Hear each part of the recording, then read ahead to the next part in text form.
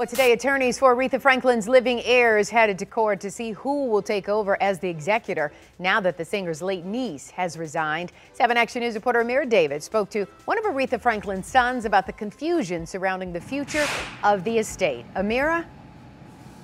Well, there were no big decisions made today, but the groundwork was laid for what is to come in terms of replacing that executor and what has already been a very contentious, very controversial case.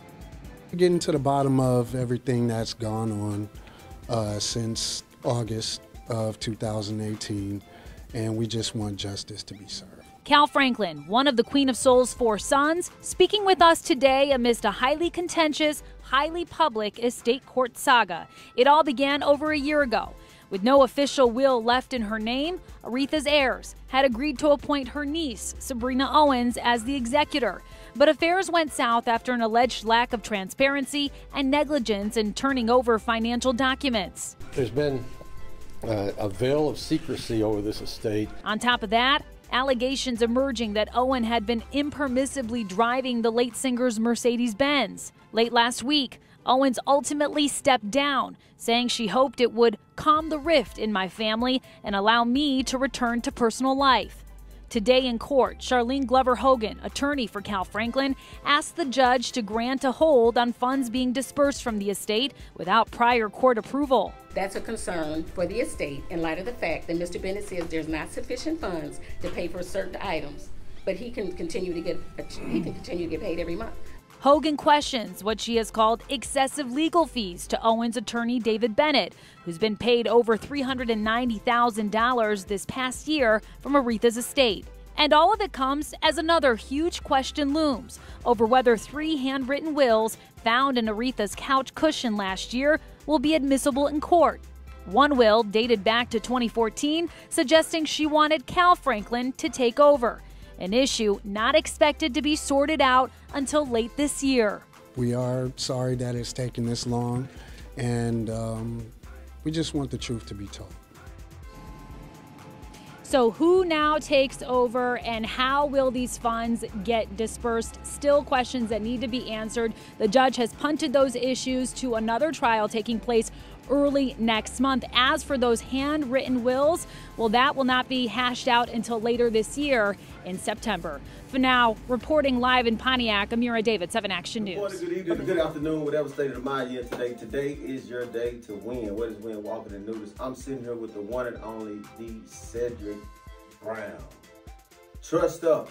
If y'all don't know what Trust Up is, you about to learn today. Sid, how you feeling? Feeling real good. Yes, sir. Yes, Trust sir. It Up. Hey, feeling real good. You know y'all see the shirt, right? Y'all see the shirt? Trust It Up, baby. Listen. All right. Trust It Up. A lot of people don't understand what trusts are. They somewhat don't know what LLCs, S corps, C corps, sole proprietors, and all those type of things.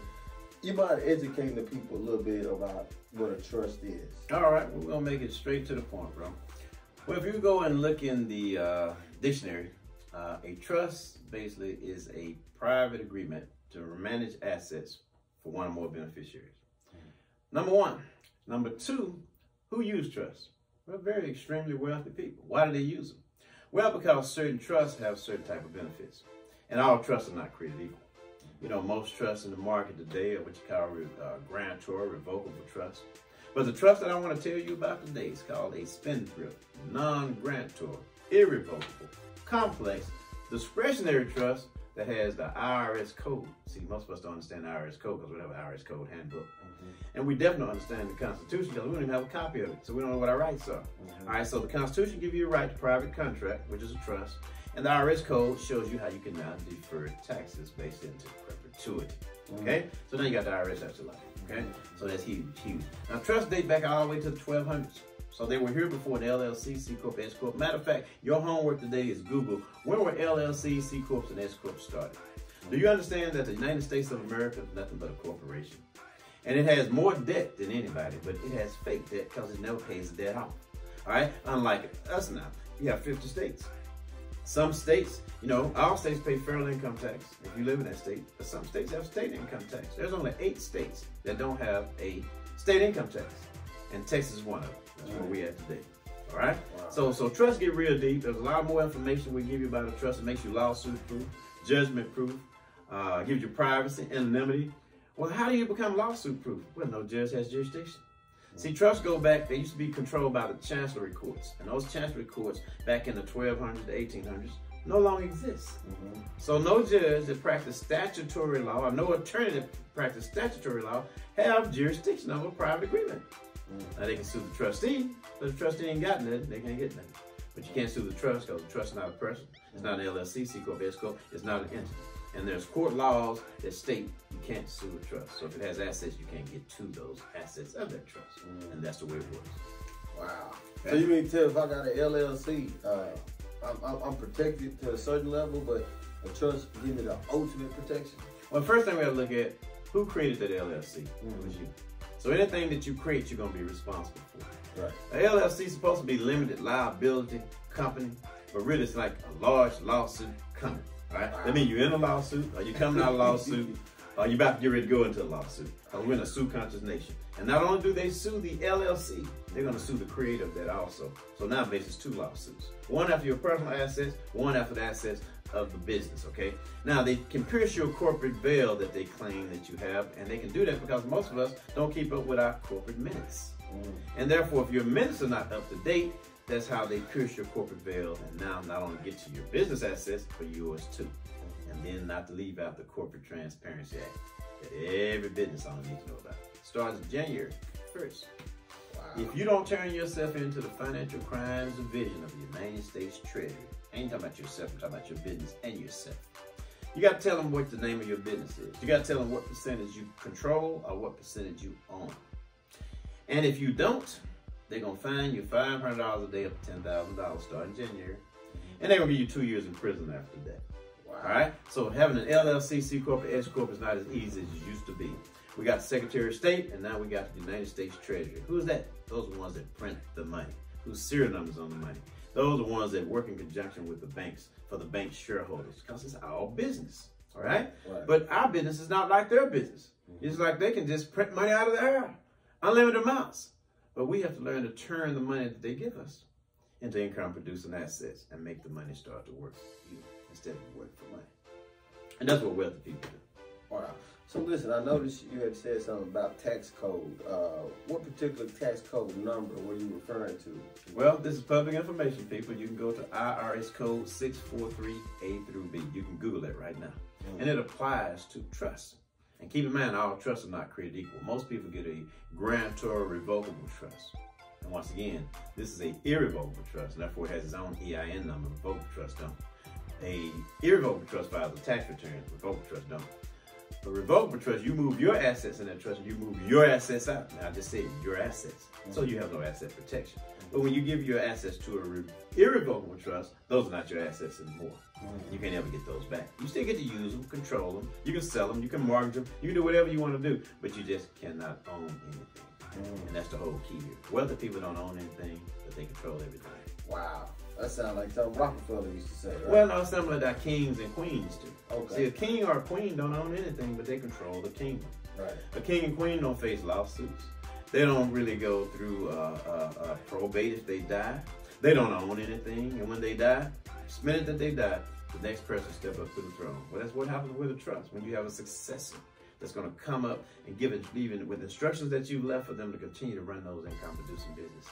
You know, the Kennedy family, they don't own anything, but they have a big compound, and everybody gets to enjoy everything. And that's what this is all about. And if you want to become wealthy, you got to do what wealthy people do. If you don't, keep doing what you're doing. Wow. So this is basically saying, and we'll wrap up here, but this is basically saying with this trust is that this is the real pedigree of leaving an inheritance for your children. Well, the Bible says that a good man or woman leave an inheritance to their children. Are you good? He also said the wealth of the wicked is going to be set up for the just. See, because wicked people understand if you follow the word of God, which says, God said, number one, the world is mine, the fullness thereof. What does that mean? That means everything belongs to him. You know it. So why do you say you own something or you get it because it ain't yours? He also says that you should owe no man. But he didn't say that an LLC or C Corp, S Corp could. Okay? But you don't have to. So, you know what I mean? You're debt free. All right? And he also says that, you know, I'll put my saying in there. Those that understand interest collected, those who don't pay it. How much interest are you paying? Versus how much are you collecting? So So it's all about a wealth choice. You can choose to be poor, that's one side, or you can choose to go and become wealthy.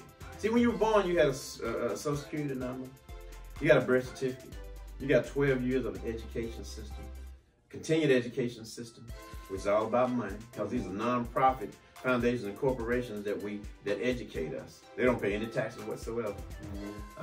You know, they make a lot of money though, and they put a lot of us in debt, and that's how they make their money. Okay, so we got to start being wise with our kids, and even wise with our debt, you know, because that debt is wearing us down. And then we have a credit report, but see, I want to get you guys away from the credit report. Let's talk about an asset report. Right. How many jets do you have? How many yachts do you have? How many pieces of real estate do you have? How many businesses that you have? How many stocks investments and cryptocurrencies and Forex and stuff like that? See, that's money working for you. Right. Okay? So, we got a lot to learn. We got a lot to do. Man, we got a lot to do, man. Listen, this guy's a walking encyclopedias, dictionary, man. Listen, wisdom is definitely upon him. You guys that want to get tapped in and understand the different tax breaks, from having a trust, LLC, S Corp, C Corp. You say people perish because of lack of what? Lack of knowledge. And you say we think we fail because of lack of capital. That's not the truth. Right. Anybody on here today gets as much capital as they need. You just got to know how to go about it. And see, they want to give money to businesses, not to consumers. Now, see, you spend money, and when you lose your job, or you get sick, or you go through a divorce, or die, that money don't get paid back. But see, a business don't die. Business ain't gonna have no heart attack. Ain't gonna call in, ain't gonna do none of those things that humans have to do. So banks want to give the money to a business, like they did during the PPP and the pandemic and all that kind of stuff. So you got to put yourself on the right side of money. And when you go get that money, you got to have a strategy and a game plan to turn it into an income-producing asset. TrustUp.biz is where you want to go to learn this information. Go to information you can trust, news you can trust. That's a tab in there. And watch the videos. You're gonna learn so much. And you know, we're going to be giving these Zoom presentations on Mondays. We give these advanced trustee presentations every other Thursday. So we're going to show you what to do. We're going to tell you what to do. Then I'm going to do it with you till you learn how. And that's the way this thing flows, okay? And that's what we have to offer. Hey, there you have it, Cedric Brown. I am Destiny Curley. Listen, do the things today that others don't, so you can have us tomorrow that others won't. And don't forget, trust up. And you do have a destiny. Thank you for your time. Yes, sir. Right. Thank you for your time, sir. All right. My passion wakes me up.